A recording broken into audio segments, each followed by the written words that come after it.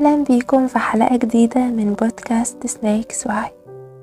النهاردة هنتكلم على أهم موضوعين لازم يكون عندنا الوعي الكافي من ناحيتهم.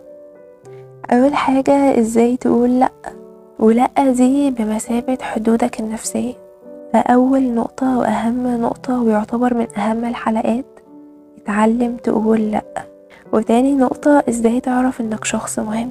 البورت ده مش بس عن كلمة بسيطة، لكن عن قرار داخلي إنك مش مضطر تعيش مساعد للكل، وإن اللطف من غير حدود بيكلفك أكتر من اللي كنت تتخيله.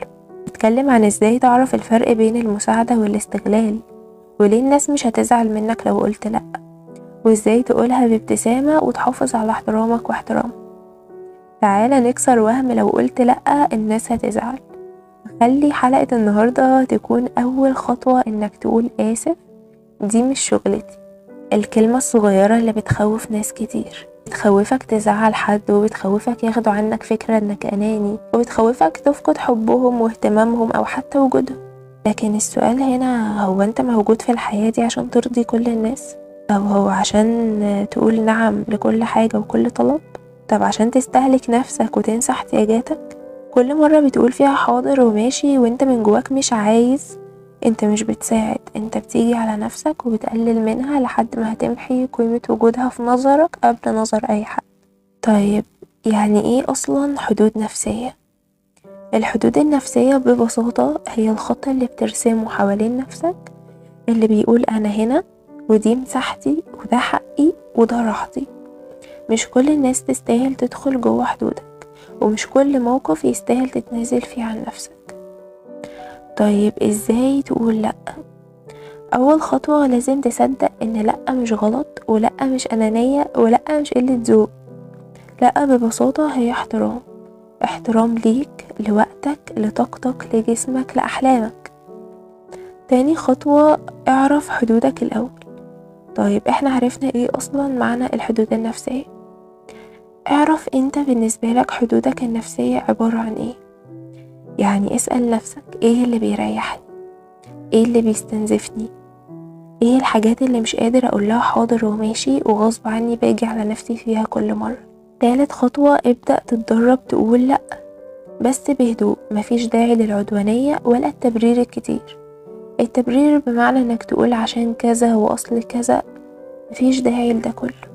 امثلة واقعية، لأ مش هقدر اساعد في الموضوع ده دلوقتي، او انا محتاج وقت افكر ومش هقدر اقرر دلوقتي، او انا مقدر طلبك بس مضطر ارفضه عشان عندي اولويات تانية.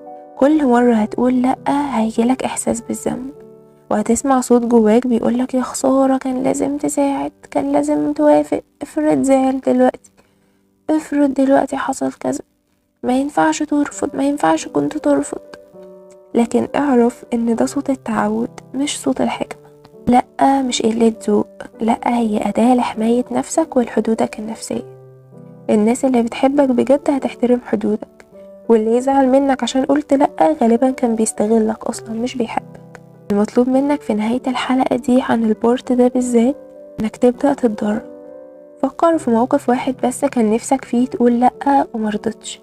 اكتب الجملة اللي كنت تتمنى تقولها وقتها، كررها ورددها قدام المراية حتى. لأ مش نهاية العلاقة، لأ بداية احترامك لنفسك. بيحكي الكاتب من كتاب نظرية الفستق عن أول وظيفة اشتغلها في حياته، كانت في مدرسة ثانوية تحت التأسيس.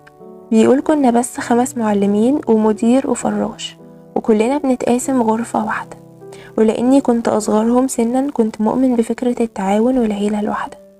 بدأت أساعد في كل حاجة، الغياب والرواتب والأوراق وخطوات التعيين، حتى تحضير دروس بعض الزملاء.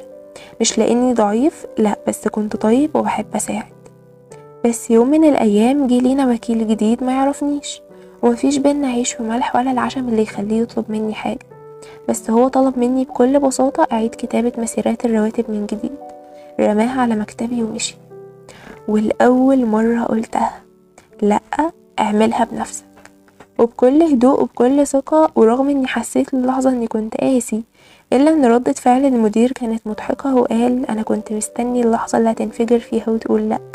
ومن وقتها اتعلمت انك لو ما حطيتش حدود الناس هتحطك في خانة الاستغلال، واتعلمت ان الطيبة الزايدة مش فضيلة طول الوقت، واحيانا احترامك الحقيقي بيبدأ من كلمة بسيطة زي لا. لا مش معناها انك شخص فظ ولا قسوة، لا هو اعلان عن انك صاحب وقتك وصاحب قرارك، والمساعدة لازم تكون للي يستحقها مش للي يتعود عليها.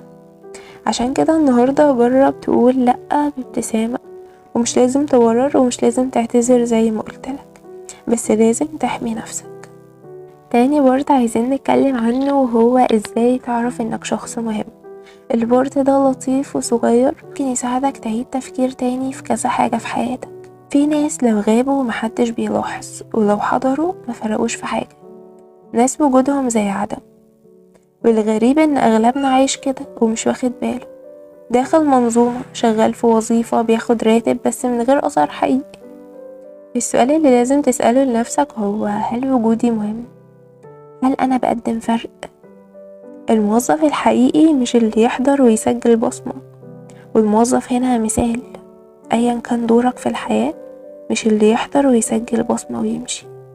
الموظف الحقيقي هو اللي لو غاب الدنيا بتتلخبط، ولو استقال الكل بيتوتر، ولو اشتغل الفرق بيبان.